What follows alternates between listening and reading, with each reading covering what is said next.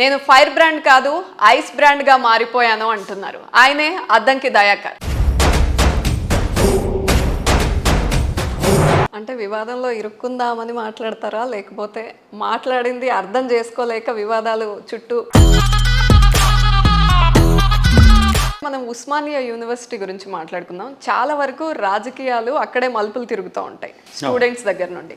చాలా మంది మాట్లాడేది ఏంటంటే స్టూడెంట్స్ని వాళ్ళ రాజకీయం కోసం నాయకులు వాడుకుంటారు అని. కొంతమంది నాయకులు వాడుకోవచ్చుగాక.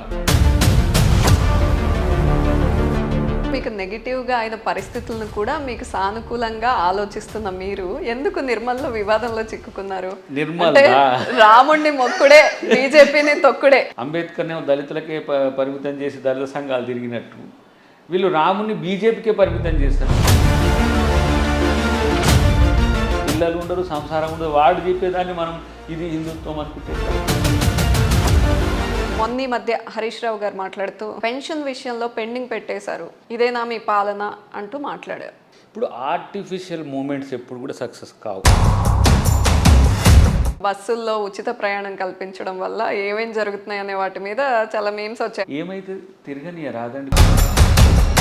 కానీ ఇక్కడ ఉచిత బస్సు ప్రయాణం విషయంలో ఆటో డ్రైవర్లు అందరూ సమ్మె చేశారు. మా కుటుంబ పోషణ ఎలా? ఒకసారి మునుగోడు విషయంలో ఆ గట్టునుంటావో ఈ గట్టునుంటావో తేల్చుకో అంటూ కోమటిరెడ్డి వెంకటరెడ్డి గారిని సవాల్ చేస్తూ మాట్లాడారు ఆ రోజు.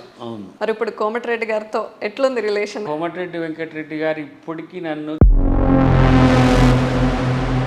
లీడర్గా, వ్యక్తిగా నన్ను చాలా మంది అభిమానిస్తారు, తెలుగు వాళ్ళు ఎక్కడున్నా సరే అని చెప్పేసి. పదవులు ముఖ్యం కాదు అన్నారు. అది సెల్ఫ్ గోల్ వేసుకున్నట్టు అవదా? అధికారం కోసం అవకాశవాదం ఎంతైనా వెళ్ళిపోవచ్చు. అంటే రాజకీయం అంటే పదవి సంపాదన, లేదంటే రాజకీయం అంటే హోదా. రేవంత్ రెడ్డి గారికి వ్యతిరేకంగానో పార్టీకి వ్యతిరేకంగానో మాట్లాడితే మీరు చాలా విషయాల్లో మీరు గొంతెత్తేవాళ్ళు. అధికారం వచ్చేసరికి చల్లగా అయిపోయారు ఎందుకు?